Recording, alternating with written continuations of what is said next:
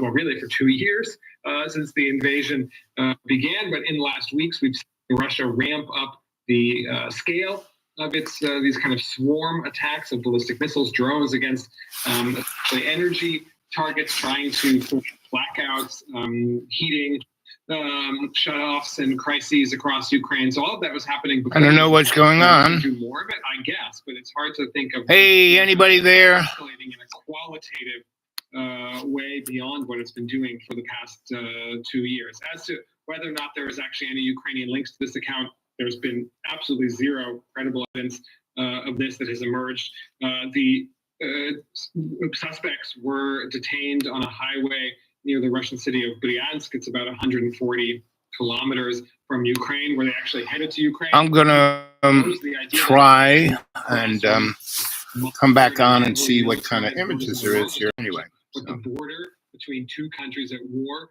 looks like, the amount of military personnel, intelligence personnel that are watching that border, the idea that people who just committed a terror attack and could kind of easily sneak across the border. Can you see me? A little far-fetched to me, but you number one, can you see me? Were they planning to cross the border? Were they planning to cross the border to Belarus? To say that they were apprehended at Ukraine is a bit of a stretch. We're talking about a distance of 140 kilometers, and beyond that fact, which itself may not amount to much, there's really no other evidence whatsoever that would suggest Ukraine has anything to do with this attack beyond the Kremlin's understandable urge to try and present that narrative first and foremost to the Russian public, to explain why the Kremlin didn't see this coming and wasn't able to prevent it.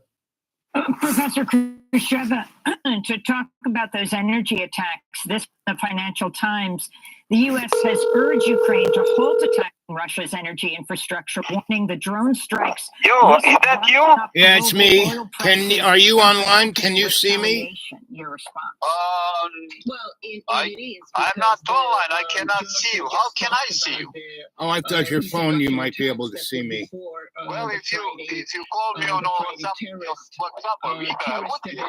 No, I mean, if you could watch my YouTube channel, because instead of my picture being on my screen, it's just black, and I'm not that black, I am an African American. So just a second, let me see if I can go to YouTube channel. Hold on.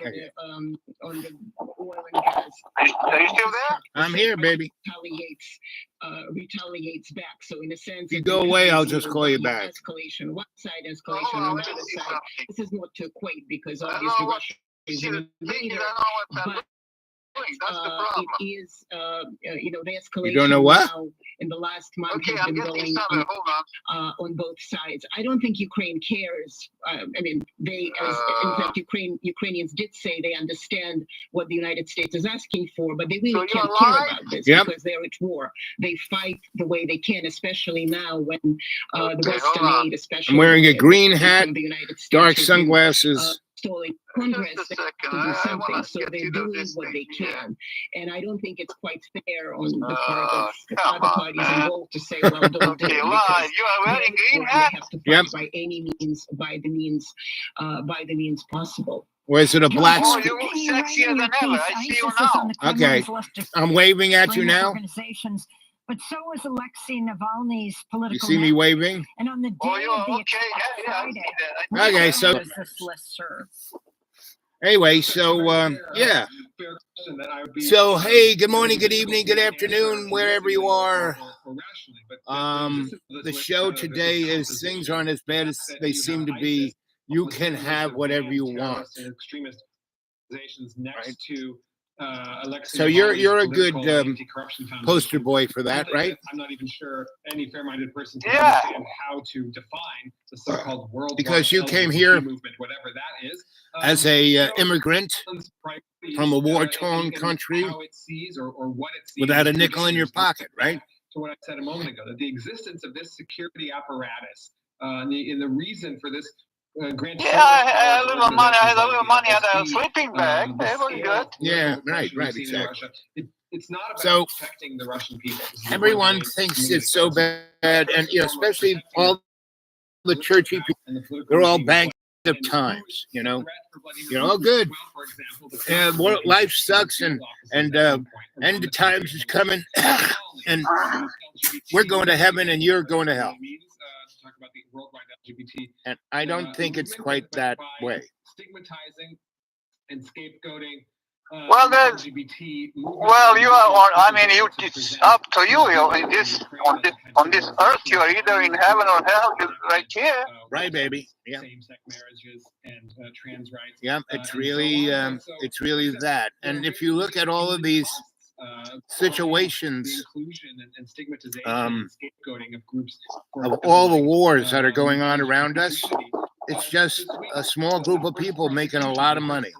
We've seen of two people in connection, and the people who are suffering from it think they have to go along with it, but they don't. Gay bar in Russia, they have been arrested for this fact and could face prison sentences of up to 9 years. When you were so-called extremist terrorist, when you were a one does have to wonder about the priority. In where you live, Yugoslavia.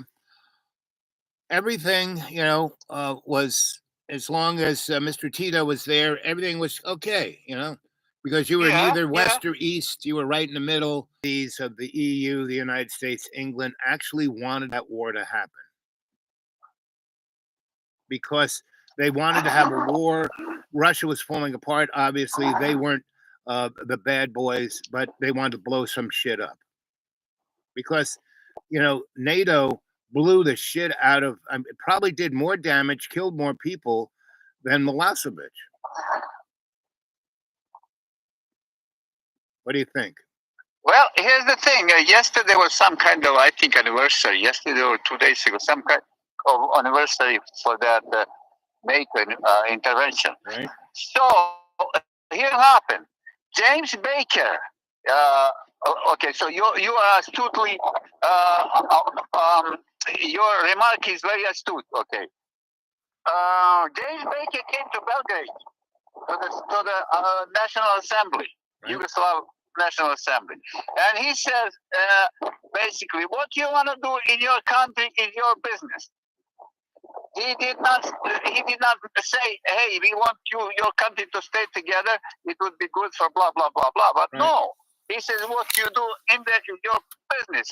Meaning basically giving Milosevic green light to do whatever he wanted to do with his army, whatever. So, if another country that was really showed ambivalence toward the idea of United Yugoslavia was Germany. Yeah. Because Germany was, as soon as Croatia declared independence, Germany jumped and recognized them immediately. Right. So if they really wanted united Yugoslavia and what do you call that? To preserve the country, they would come out, especially United States, say, "Hey, don't do that." Right. But they never did that. It's very similar to what we did with Saddam Hussein when he went into that little country next to him that was part of Iraq. And then England took it away and made it Kuwait. And, and he said to April Gladsby, hey, I'm thinking of going in and taking that because it used to be ours, up until 1962. And then England just said, oh, look, we're going to make Kuwait. Better than he did. Can you imagine that, man? Right.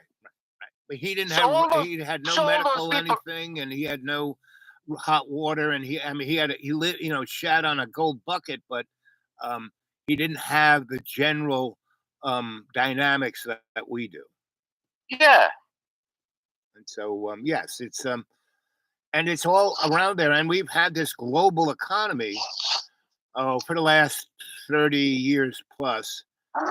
And all we have to do is jigger it a little bit. So like China, I mean, we have no reason to, pivot towards China. Obama said we're going away from the Mideast and pivoting towards. He didn't even know what pivoting meant, and people said, "What do you mean?" Wasn't until Donnie got there and said, "Oh, they're our big enemy. We have to put all kinds of economic restraints on them." Blah blah blah. Right? And even all of that, China says, so what? Our economy inside our own country is bigger than half the rest of the world. We don't care. The only thing they kind of depend on is energy and food. I mean, if we were to cut off their energy and their food, they'd be in a hard place. Plus, they have more old people than young people. And see, America, we don't have that problem because we have constant influx of immigrants. So we never have to worry about workers. They're always coming in. Right. And so this big brouhaha about all these illegal aliens, I think it's just a play to force the United States to have martial law. Of course. Right? Because, there's something on the order of 6 to 30 million illegal aliens in the United States. And how can you round that many people up? The only way is martial law. And you put our own version of the Gaza Strip through Texas and California and Arizona and make a gigantic big open air prison and put those people to work in factories like they do down. You've been in Mexico, right? Yeah. And there's that area, when we had NAFTA, we made this zone across America where they make a little widget for a car, they send it over, they put it into something that's going to be the motor, and then it gets sent back, and stuff goes back and forth across our border without any kind of restraint, right? Right. They're going to put that whole mechanism in a big open air prison. And everyone who wants to emigrate into America coming from the south of the border, they got to go in there and work 3 years and show that they're going to be, then they get a green card to come into America to wash dishes or whatever. But listen, if you don't want those immigrants, United States would go down there and beg people to come over No here. kidding. That's exactly what I'm saying. Yes. So this is all because up until Donnie, no one cared, right? And then he said, "Oh, they're rapists, they're meanists, and maybe there's some nice people." It's like, you got to give me a break. So all of the real picture is if people could just step back and see how good their life is, meaning this Sunday is Palm Sunday, which is usually one of my favorite in the Christian, panoply of Easter. Easter is, we have, you have Ramadan, the Catholics have Lent. It was, it's amazing how the Vatican Catholic motif is so much like Islam. Birdhouses and basically, what's the basics? Basically, they always have snacks, Ring Dings, Little Debbie's, Pepsi, 7-Up, right? And it's hard if everyone's eating and drinking that shit. It's hard not to. So instead of eating like they did, I'll have one. So I had a Little Debbie, or I had this, but I ate a tenth of what they did. I came back and my blood sugar was up near 200. I mean, that's how strong of a drug that shit is. What? Yeah. Just eating a couple of Ring Dings and a few Little Debbies. 200, huh? Yeah, 200. Normally, my blood sugar is between 145. And so, that's yesterday. I didn't eat anything, I had 2 fried eggs, and I took a bunch of cinnamon and a few other herbs for my blood sugar. And, I took my blood sugar today and was down at 114. So listen, I didn't see. Do you have a oven or stove?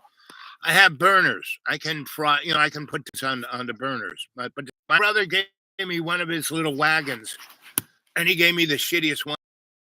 The water didn't work. The toilet didn't work. The heat didn't work. The oven didn't work. The refrigerator didn't work. But you can't it's at least it doesn't leak. Thank you, Lord. And at least have 3 burners so I can cook on top. And, and it does, when it gets super cold, well, I put on one little, electric space heater. It does warm it up pretty good. So it's, but he gave me the shittiest one he had. Uh-huh. And he wouldn't, he said, I'm not giving you the title because you'll just sell it. So basically, if he were to ever come and take it, he would be so aghast. We were going to talk about meaning of life and because I'm in the cemetery, I'm trying to make sense of things. So that's Okay, why the I meaning of called life. to You want? make Okay, sense of things I for me. think we've been skipping around it. The meaning of life is do your best, have a good time, treat people like you want to be treated. That's the meaning to life. But what if I'm a jerk? What if I'm a masochist? Well, that's your problem. Because if you're a jerk and a masochist, people will stand at least 20 to 100 feet away from you like they do with Donald Trump, So the mother, I'm reading what people have said to us. This guy named Jamie Hilliard, he comes on, he's very good. The mother wafers don't care much. See, it's hard to read this when you're blind. I mean, he's putting it in poor something. Yes, all come to hell. Yep, I'm going to heaven. Yep, exactly. But as far as I've known you all these years, you kind of live in heaven. I mean, you got a great queen. You don't have to work that hard.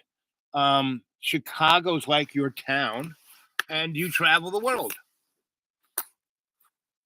And wherever you go, no matter man, listen to this, man. Yeah. Everybody who sees me smiles at me. Yeah. Everywhere I go, I see happy people. Yeah, exactly. No, this is not like a empty saying. No, I've been there. Folks, I can attest. I go, I bring a smile. Right. I make people laugh and joke and enjoy their life. Right.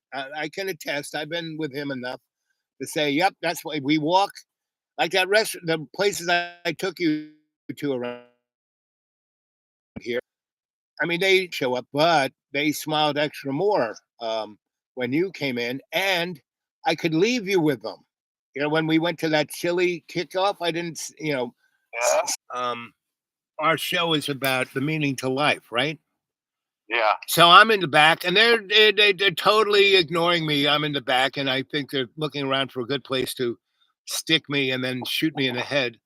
And I become very philosophical about it. I'm not like freaking or whining or crying or begging. I'm just, I'm back kind of talking to God. And he's going, don't worry about it. Don't worry about it.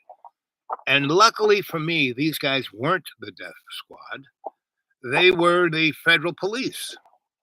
And they stopped by the police station in the Grill, which was, a little shack by the side of the road, up there where the road was, not where the Grill was. And boy, right? So, and they go, so who's this guy? And he goes, oh, that's Mrs. Brown's pool boy.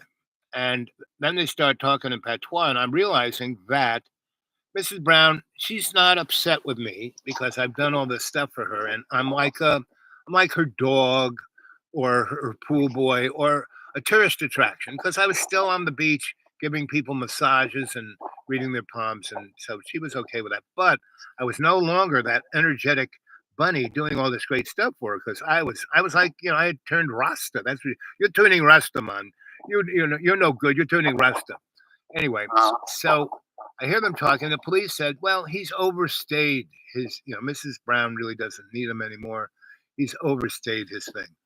So they said, oh, well, we're going to go into Kingston. So they take me to Kingston, drive to the airport, and go into this little office, take this big yellow tag, and take when we were heading towards Kingston, they basically undo my arms, and we head off to Kingston, and they do get me a nice cup of coffee, so I'm starting to get a little more sober, and we go to the airport.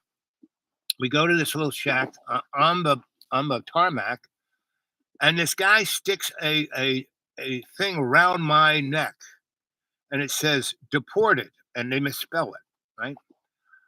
And they put it around my neck, and they drive me out to a juice do I have left?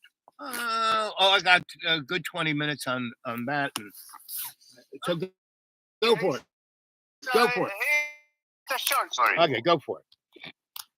Yes. So hold on. Okay, I am in Hollywood. Okay. Hollywood, California, or Hollywood, Florida? 1990 or 91. Florida or California? So I am chasing this beautiful Brazilian lady with exceptional butt. Wait, let's no. I got to know. Is a it? while ago, but I lost her number, and by chance, You see her again? I saw her in Hollywood. Hollywood, California. So I'm trying to get to her, blah blah, this and that. And I am walking down the street like a happy guy. I'm a handsome motherfucker. I'm 30-something, 31. Yep. And long hair, come from Hawaii, looking like Jesus. Oh, yeah. Pants, ruffled shirt, man. So I am walking down there, and I see a lady in a pickup truck. And she gives me right? So she gives me an eye, and she goes driving, and I smile at her, and give her a wink, this and that. And she goes around the curve and stops, waits for me. So that's a good sign. That's a good sign. She says, "Hop in." So I'm debating whether I should chase that Brazilian girl or hop in. Oh, the bird in the hand, buddy. Bird in the hand. You know how they say, a bird in the hand. So I hop in. So you should never do that. But anyhow, when you're thinking with your lawyer, no, you always do that. You always do it. Just pray to God that it's okay. So there I am. We are driving around for a while. She's quiet. I'm quiet. Then she says, "You like pussy?" I said, "No, I swear to God." She says, "I tell you what. You help me unload this furniture," and I noticed then she had some furniture in the back of a pickup truck. Right. She says, "You real nice," because that day didn't work. I got dressed nice. I went there, and wouldn't you know it? CNBC came by, and they got me about 3 minutes. They trading this and that. But here at the time, I was just told because I had no television then. I was just told I was on CNBC. Okay. So I became like a minor star in that. Was this for advice? Was this before? Like everybody else. Was this before you went to Hawaii and came back Jesus, or after? Huh? I said, or afterwards. Afterwards, I was there twice.